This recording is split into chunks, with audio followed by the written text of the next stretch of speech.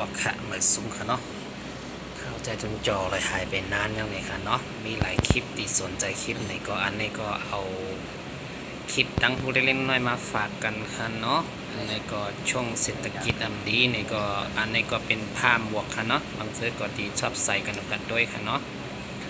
ก็เพราะว่าผ้าหมวกตัวนี้มันสามารถเปลี่ยนแนวหลายๆอย่างค่ะเนาะด้วยค่ะเนาะข้าวที่เฮ็ดนี้ค่ะอันนี้ก็สามารถเฮ็ดผ้าปิกปากอะไรค่ะเนาะอ้อมจำเป็นต้องกับซื้อผ้าปิกปากอัน14-15 บาทค่ะเนาะอันนี้ซื้อประมาณ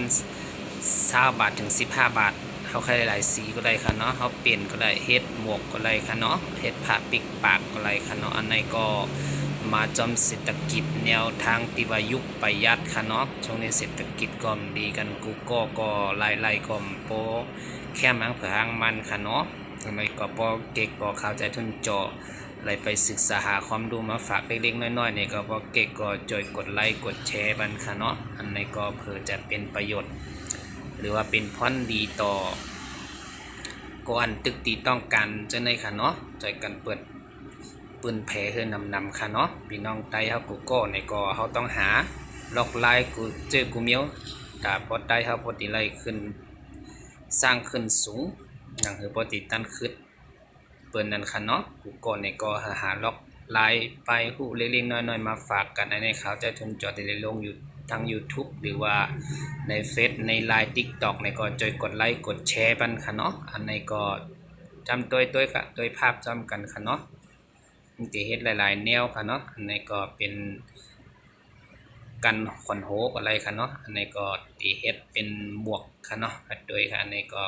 เหมือนเฮาติดป้องขวัญโหจะได้เฮ็ดหลายอย่างค่ะเนาะ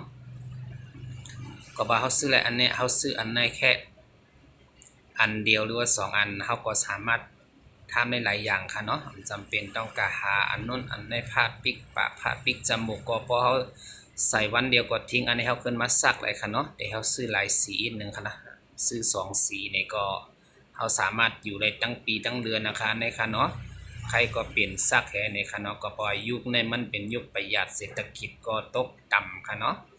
พี่น้องเขาก็หาหมออยู่หมอกินกันกุฏิกุตั้งค่ะเนาะที่อยู่ในกรุงเทพหรือว่าเชียงใหม่ในเมืองไทยทั่วประเทศค่ะเนาะโดยค่ะอันนี้ก็ทำเป็นบวกค่ะเนาะแน่เห็นไหมหลอกลายเลยค่ะเนาะฝีมือข่าวใจทุนจอก็ใจธรรมดาวันนั้นได้เนาะอ่อนกันเปิ้นเพให้นำค่ะเนาะหนังคือ